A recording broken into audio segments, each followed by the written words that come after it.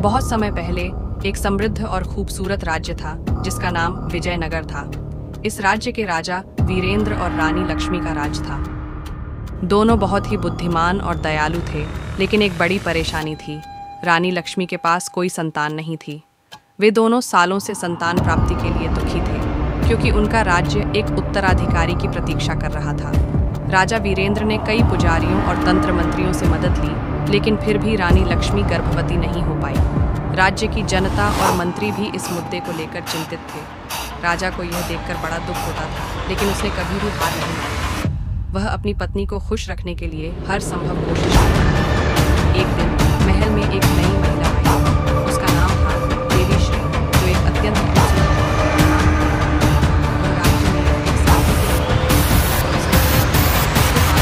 उत्पन्न करने का एक उपाय है। राजा वीरेंद्र और रानी लक्ष्मी ने उसकी बातों को गंभीरता से सुना और देवीश्री ने उन्हें एक अद्भुत यज्ञ करने की सलाह दी। यह यज्ञ राजा और रानी के लिए एक आखिरी उम्मीद था। यज्ञ किया गया और जल्द ही रानी लक्ष्मी गर्भवती हो गई। पूरे राज्य में खुशी की लहर दौड़ गई। राजा वीरेंद्र और रानी लक्ष्मी के चेहरे पर मुस्कान वापस लौट आई। लेकिन जैसे जैसे रानी का गर्भ बढ़ने लगा, महल में एक अजीब सी चुप्पी और डर फैला हुआ था। रानी लक्ष्मी ने एक दिन देवीश्री से एक गहरी बात की। तुमने मुझे संतान देने का वादा किया था, लेकिन अब मुझे कुछ अजीब सा महसूस हो रहा है। क्या यह सब सच में ठीक है? देवीश्री ने मुस्कुराते हुए कहा, राजमाता, चिंता मत करिए, ये सब विधि के अनुसार हो रहा है। जल्द ही सब कुछ स्पष्ट हो जाएगा। रानी लक्ष्मी ने एक सुंदर बेटी को जन्म दिया। राज्य में खुशी का माहौल था। राजा वीरेंद्र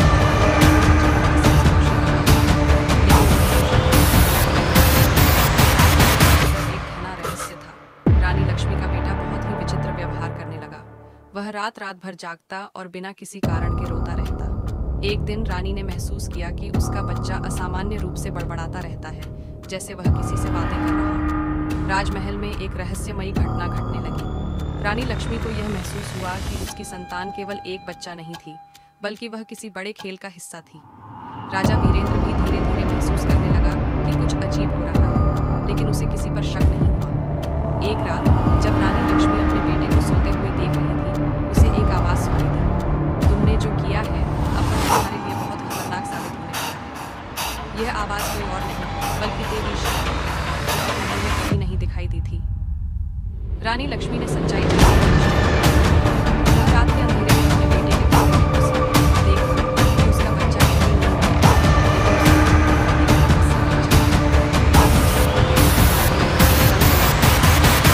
जो देवीश्री ने दी थी। रानी ने किताब खोली और पढ़ना शुरू किया, और तब उसे समझ में आया कि उसका बेटा एक शापित बच्चा था। वह बच्चा असल में राजा वीरेंद्र का पुत्र नहीं, बल्कि देवीश्री के जादू का परिणाम था। देवीश्री ने एक साजिश के तहत रानी को संतान का वरदान दिया था, ताकि वह महल में कुछ अजीब घटनाएं घटित कर सके। यह सच्चाई सुनकर रानी लक्ष्मी को गहरा धक्का लगा। वह जान गई कि देवीश्री ने उसके और राजा वीरेंद्र के बीच नफरत और विश्वासघात का बीज बो दिया था। रानी लक्ष्मी ने उसी समय निर्णय लिया कि वह इस साजिश को समाप्त करेगी। रानी ने अपने बेटे को बचाने की कोशिश की, लेकिन उसके मन में एक डर था कि अगर उसने सही समय पर इस साजिश को उजागर नहीं किया तो यह राज्य के लिए बहुत खतरनाक हो सकता है।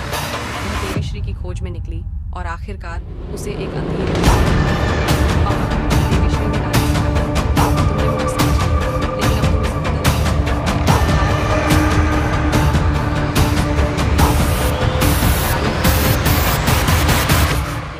और उसकी शक्ति को समाप्त किया। जैसे ही देवीश्री का जादू खत्म हुआ, रानी के बेटे ने नॉर्मल जीवन जीना शुरू किया।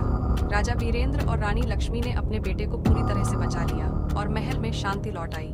लेकिन रानी लक्ष्मी कभी नहीं भूल पाई कि उसके बेटे के साथ क्या हुआ था, और वह जान गई थी कि कभी कभी कुछ चीजें हमें हमारी मंजिल तक पहुंचने के लिए कड़ी परीक्षा से गुजरने पर ही समझ में आती हैं। इस प्रकार